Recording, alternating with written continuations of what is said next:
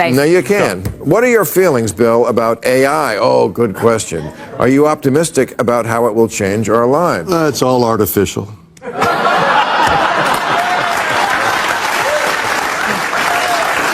It's going to change. It's changed everything. It's changing everything. It has changed already. Yeah. It will change, and will it come alive and destroy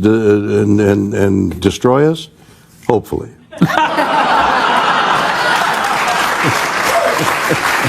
In a razor-sharp, laugh-out-loud segment of Real Time, William Shatner and Bill Maher tackled artificial intelligence with a mix of curiosity, cynicism, and cultural critique. Shatner, ever the showman but never shallow, mused on AI's sweeping impact, bluntly stating, "It's changing everything." Of course, he couldn't resist a sci-fi flourish, joking about AI eventually coming alive and wiping us out. Part Star Trek nostalgia, part modern paranoia. Maher, always ready to deflate a good panic, fired back with his signature skepticism, questioning whether our AI fears stem from real danger or just humanity's favorite pastime, overreacting. Their lively exchange struck a nerve, between embracing innovation and dreading its unintended chaos, all while keeping the audience howling at the absurdity of it all. Okay, so how will persistent inflation affect Biden's prospects this fall? Badly. Duh. Does it counteract all the other positive economic news? Well, you know, every time I point out the positive economic news, somebody yells at me in some sort of, somebody writes something like, oh, sure, it's fine for you, Bill Maher, with your private jets. Yeah, but what is inflation? I mean, how high does inflation have to be before it's inflation? It's when eggs cost more. It's what? It's when eggs cost more. That's what people are upset about. I know, but salaries are going up too. Yes, they are. It's a peculiar situation. It isn't that bad, and they're just making it sound bad. Don't say that; they'll yell at you. I'm telling you, you don't want to say that. No. What you mean to say is they only yell at you when you define who they is. No, what you really want to say is like everybody should be a millionaire and everybody should. No, I agree. I mean, look, I've been rich and I've been poor. Being rich is better. All right. The panel kicks things off with a simple truth. On paper, the economy looks solid. Salaries are rising, unemployment's low. Great news, right? Not so fast. The real problem? None of that means much when eggs cost a small fortune. It's the classic disconnect. Economic stats say one thing, but if grocery bills keep climbing, optimism flies out the window. Naturally, the talk shifts to politics, specifically Biden. The consensus? Rising prices, no matter how healthy the economy is, spell trouble for him come election time. People don't vote based on job reports. They vote based on how much they're shelling out at checkout, and no amount of charts or rosy rhetoric will change that. Should Democrats demand that Justice Sonia Sotomayor retire while Biden still has time to find a replacement? Well, I don't know if you can demand. Definitely. Also, he has to live long enough to do that. Right? Well, sorry, but I mean, we're going to play the age game. Right. Start with Don't play the age game when I'm around. Well,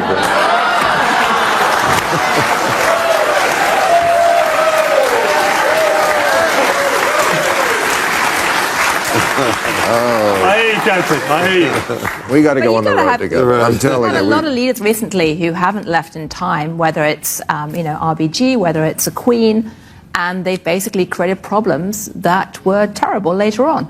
I mean, why is... What are you on about? Well, the royal family was infantilized by the fact the Queen was basically the female William Shatner, where the older she got, the older...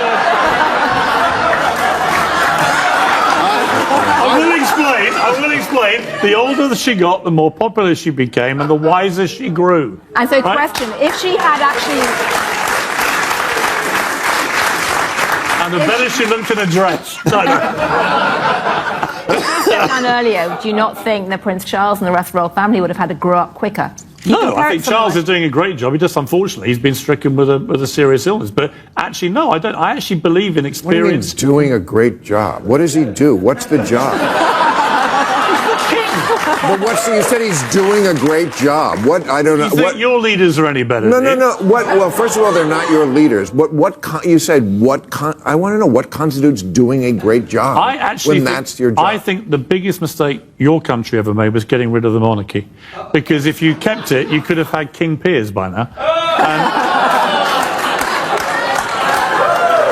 Thank you. Thank you. He likes that idea. I don't. They provide a comfort blanket to the nation, which I think is underrated. The panel dives right in. When should powerful, lifelong public figures step down? Democrats are eyeing the Supreme Court, still haunted by RG's decision to stay on the bench, which ultimately shifted the court's balance. The question now, should SAA step aside while Biden can still pick a replacement or roll the dice? But it's bigger than just the court. Leadership and aging take center stage, with Queen Elizabeth II as another example, holding power until the very end, complicating the transition. At what point does staying in power stop being about wisdom and start being about ego? The segment doesn't hold back. Sometimes, knowing when to step aside is just as crucial as knowing how to lead. Oh, do you think the government is hiding evidence of alien life? They seem to think of you as somebody who's an expert on space. That's because I am. I know, but, Why would they? How could they hide? They can't hide a budget aberration. Why would they hide this little yellow guy comes out of a ship? Put him away. It's ridiculous. Well, they're not yellow, they're green. You should know. I'm not wearing glasses. Okay, you are. You should know because you kissed one of those too. I gotta say, they do taste differently. You gotta, yeah, you got a lot of tail on that show. I gotta say. Well, I disagree with you. I think I'm not saying there's aliens among us. I'm not saying there's not. I think, what are you saying? I'm saying I don't know.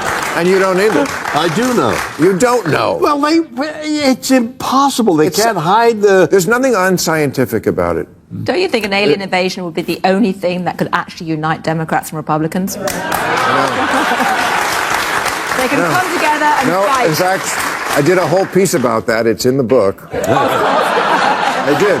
And the point of it was, like, in the past, always I would have said that. And now, absolutely not. Are we sure Marjorie Taylor Greene is not an alien? The first thing, if Martians landed, the first thing the Republicans would say would be, Biden. This never happened under Trump. Really, I don't even think that could unite us. William Shatner, let's be real, the undisputed pop culture authority on space, gets asked if the government is hiding proof of aliens. His take? Not a chance. In classic Shatner fashion, he shuts it down with a smirk. The government can't even hide a budget error. How are they covering up little green men? Peak Shatner, logic, sass, and that signature charm. Then things take a hilarious turn. Someone suggests that maybe, just maybe, an alien invasion could finally unite Democrats and Republicans. Forget healthcare, forget the economy. Martians might be the only thing that gets both sides to play nice. But even that idea gets roasted, with one panelist cracking, if aliens landed, Republicans would just blame Biden. This never happened under Trump. That's a wrap on this wild real-time breakdown. If you enjoyed the hot takes, sharp debates, or just had a good laugh, hit like, drop your thoughts in the comments, and subscribe for more. Appreciate you all. Catch you in the next one.